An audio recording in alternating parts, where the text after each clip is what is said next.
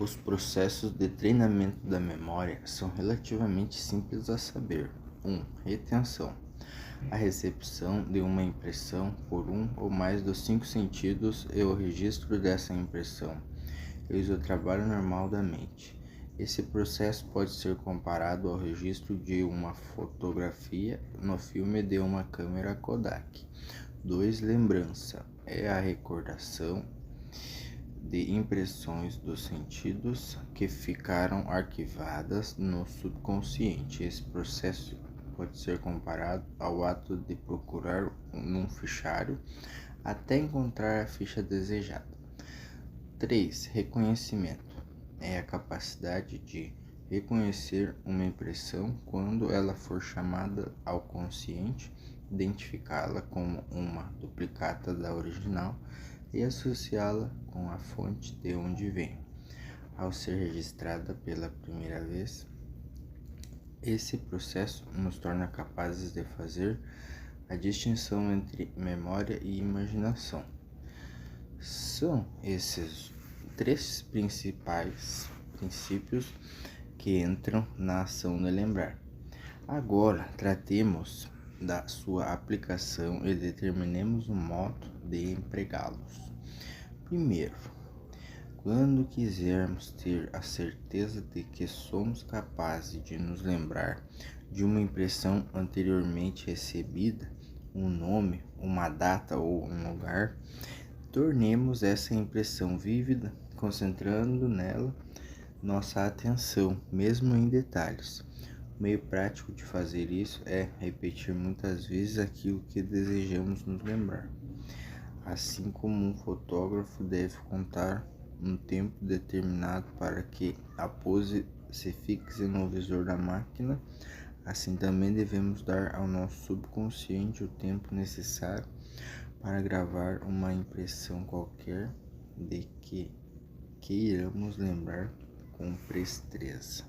Segundo, associemos o fato do qual desejamos recordar com outro objeto, nome, local ou data com que estejamos familiarizados e de que nos possamos lembrar a qualquer momento, como, por exemplo, o nome do lugar onde nascemos, nosso melhor amigo, o dia do aniversário, etc.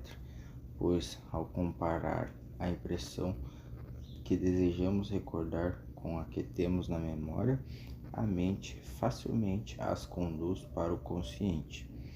Terceiro, repita várias vezes aquilo que deseja se lembrar, concentrando ao mesmo tempo a mente, assim como a concentraria numa determinada hora em que desejasse acordar do dia seguinte, o que, como sabe, assegura o despertar àquela hora.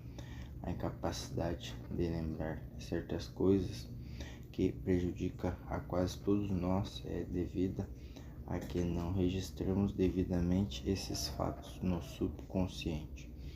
Quando formos apresentados a uma pessoa cujo nome desejamos recordar, devemos repetir esse nome 4 ou 5 vezes, assegurando-nos, primeiramente, de que ouvimos corretamente. Seu nome é parecido ou igual ao de uma pessoa muito nossa conhecida, associemos esses 2 nomes, pensando em ambos, enquanto repetimos aquele de que procuramos nos lembrar em qualquer tempo. Se alguém nos entrega uma carta para ser posta no correio, fixemos nela o olhar. Depois aumentemos o seu tamanho, a imaginação, vendo-a sobre uma caixa de correio.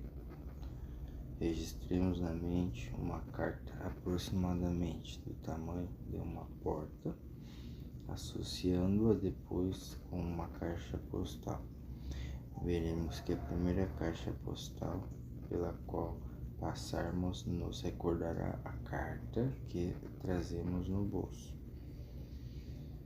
Suponhamos que o leitor tenha sido apresentado a uma senhora chamada Elizabeth Scherer e que deseja poder lembrar-se desse nome em qualquer momento.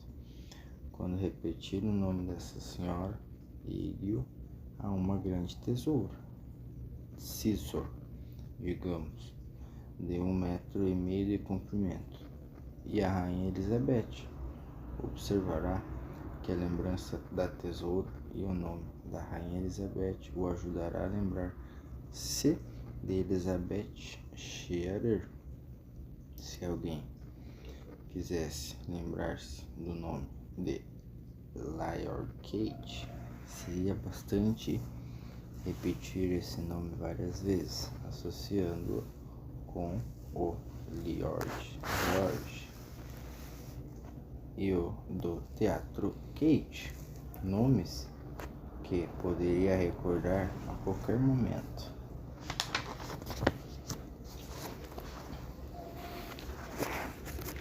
A lei da associação é a mais notável qualidade de uma memória bem treinada, e contudo é uma lei bem simples. Tudo o que temos a fazer para poder usá-la é registrar o nome daquilo que desejamos lembrar, juntamente com o de uma coisa que poderemos recordar a qualquer momento. Sua lembrança nos trará à memória a visão da outra.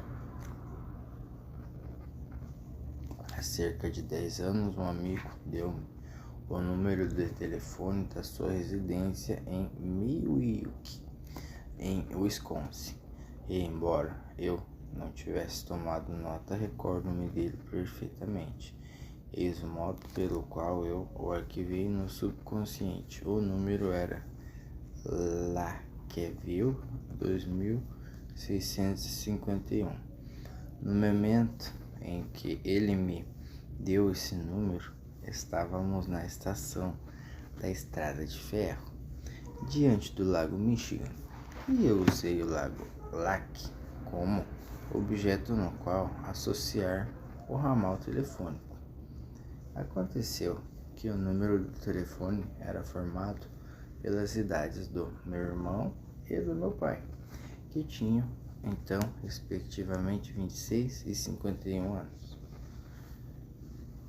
Portanto, para lembrar-me do ramal e do número daquele telefone, bastava que eu pensasse em meu irmão, em meu pai e no lago Michigan. Um dos meus conhecidos começou a sofrer do que se chama comumente de memória falha. Ele estava tornando distraído, incapaz de lembrar-se das coisas. Leiamos o que ele vai contar com as suas próprias palavras e a maneira pela qual venceu essa limitação. Tenho 50 anos. Sou há 10 anos chefe de um departamento de uma grande fábrica. No início, meu trabalho era fácil, e até que a firma teve uma rápida expansão nos negócios, o que aumentou consideravelmente as minhas responsabilidades. Muitos dos jovens que trabalhavam no departamento que eu dirigia eram ativos e hábeis, e pelo menos um deles tinha o olhar fixo no meu emprego. Eu havia chegado à idade em que se deseja conforto, e estando naquela empresa havia muitos anos, pensei que poderia trabalhar com menos afinco. O efeito dessa atitude mental foi quase desastroso para o meu cargo. Há cerca de 2 anos, notei que o meu poder de concentração começava a enfraquecer e que o meu trabalho se tornava enfadonho. Descuidei-me da correspondência e olhava com horror para a enorme pilha de cartas que precisavam de resposta. Sentava-me à mesa, mas a minha mente divagava por outras regiões. Outra circunstância veio mostrar claramente que eu não concentrava a atenção devida no trabalho. Esqueci-me de comparecer a uma reunião dos diretores da companhia. Um dos empregados que trabalhavam sob a minha direção encontrou um grave erro numa estimativa que fiz de um vagão de mercadorias e, está claro, levou este fato ao conhecimento do gerente.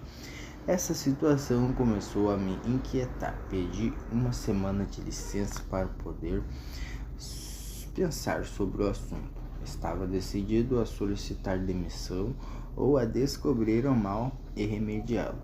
Depois de alguns dias de séria introspecção numa vilegiatura na montanha, convenci-me de que se dava comigo era um caso típico de distração.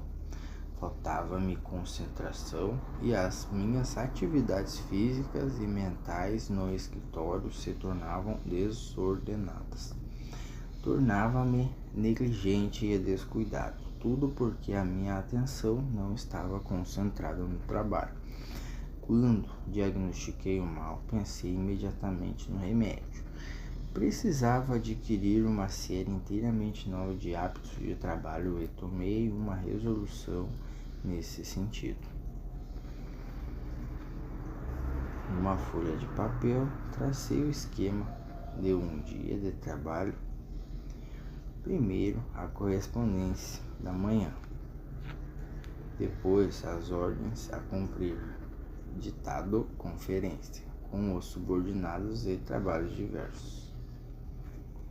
Finalmente coloquei em completa ordem a minha mesa antes de deixar o trabalho. Como se forma um hábito? Perguntei a mim mesmo. Pela repetição foi a resposta. Mas tenho feito essas mesmas coisas milhares e milhares de vezes. Protestou o meu outro eu. É verdade, mas não o fez de maneira ordenada, concentrada, respondeu o eco. Voltei ao escritório com o espírito preocupado, mas descansado, e imediatamente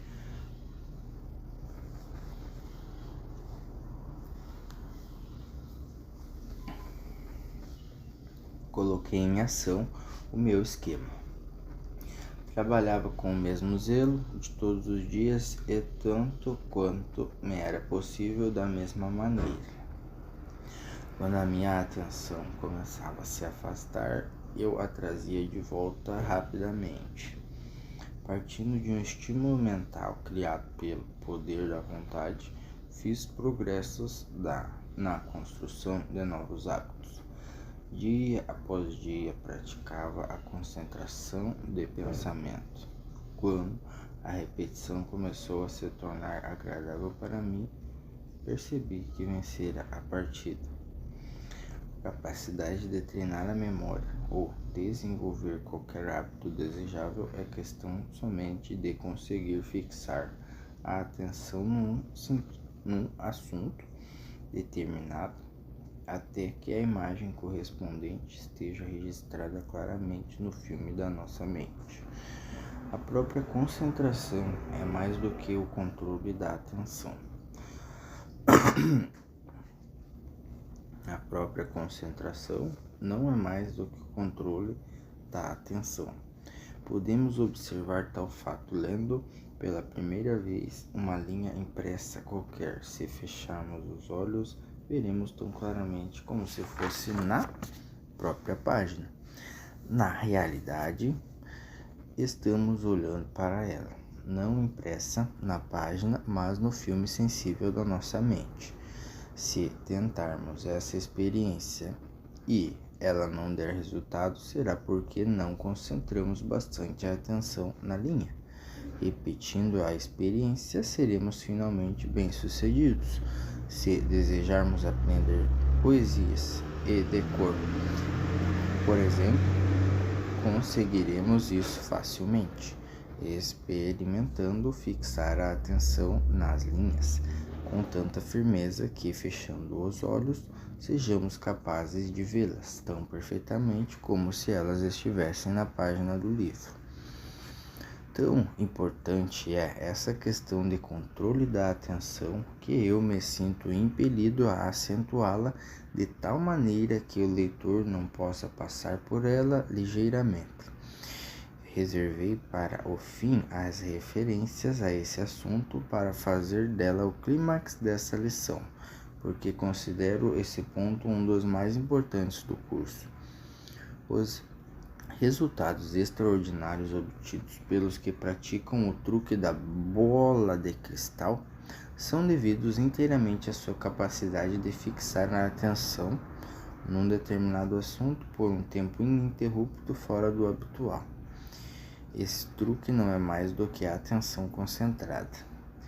Já insinuei e agora declaro aqui a minha crença de que é possível, com o auxílio da atenção concentrada, uma pessoa afinar a tal ponto o seu espírito com a vibração do éter que todos os segredos do mundo insondável e desconhecido dos fenômenos mentais chegam a tornar-se livros abertos que podem ser facilmente lidos.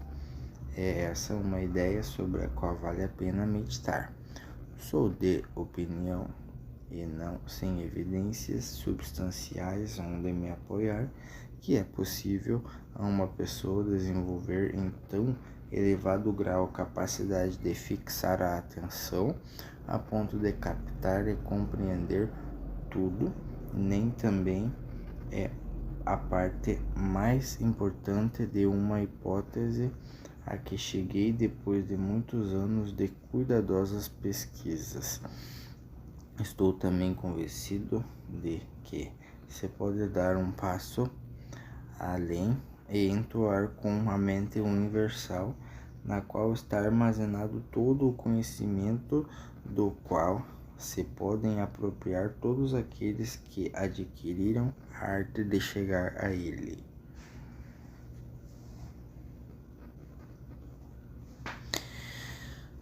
Uma mente ortodoxa, essas afirmativas poderão parecer muito irracionais, porém, para o estudante, a propósito, há no mundo poucas pessoas que sejam mais do que alunos elementares nessa matéria que abordou tal assunto com um grau qualquer de compreensão. Tais hipóteses não somente parecerão possíveis, como também absolutamente prováveis. Mas o leitor submeta essa hipótese a um teste. Creio que não poderá escolher melhor assunto para a experiência do que o seu objetivo definido na vida. Aprenda de cor o seu objetivo definido, de maneira a poder repeti-lo sem olhar para a página escrita.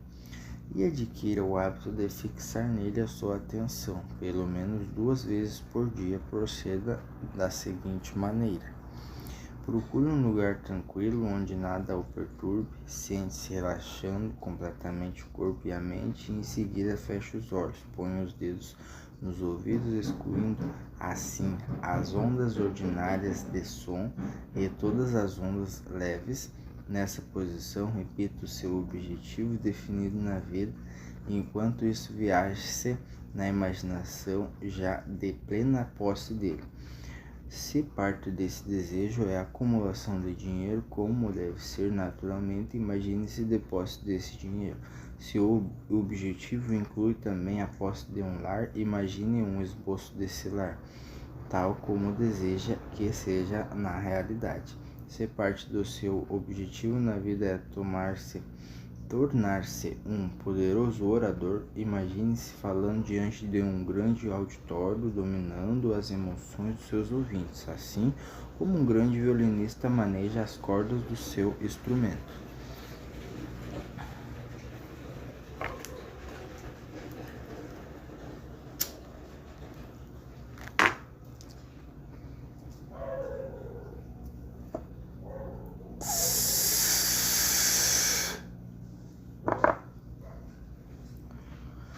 Como nos aproximamos do fim desta lição, há duas coisas que o leitor precisa fazer. Primeiro, começar desde já a cultivar a capacidade de fixar a atenção no primeiro momento que desejar sobre um determinado assunto, com a ideia de que a capacidade, quando plenamente desenvolvida, realizará o seu objetivo definido na vida. Segundo, o leitor pode erguer o nariz para o ar e, com um sorriso cínico, dizer a si próprio: bolas, fazendo assim de si mesmo um idiota.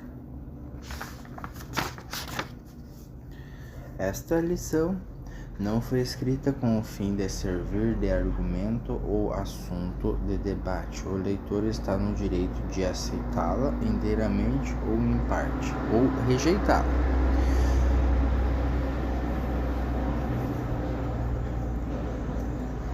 Nesse ponto, preciso dizer que a nossa época não comporta cinismo ou dúvida. É uma época em que se conquistaram definitivamente o espaço e os mares e que nos tornou capazes de dominar o ar e transformá-lo em mensageiro que conduz o som da nossa voz a meio mundo na fração de um segundo. Portanto, não é uma época para encorajar os eternos duvidosos e descontentes. A família humana já passou pela idade da pedra, pela idade do ferro e idade do aço, e agora entra na era do poder da mente, que em realizações estupendas ultrapassará todas as outras eras combinadas. Aprenda o leitor a fixar a sua atenção num dado assunto a qualquer momento, pelo tempo que desejar, pois assim terá aprendido o segredo que conduz à passagem para o poder, isto é, concentração. Com essa lição, o leitor compreenderá que o objetivo da formação de uma aliança entre duas ou mais pessoas e, portanto, a criação do mastermind é aplicar a lei da concentração com mais eficiência do que se fosse aplicada por meio dos esforços de uma única pessoa. O princípio a que nos referimos aqui com o nome de mastermind nada mais é do que a concentração em grupo do poder mental para a conquista de um objetivo ou fim definido. Por meio da concentração de mentes é possível alcançar maior poder em virtude do refinamento do processo produzido mediante a reação de uma mente sobre a outra ou outras.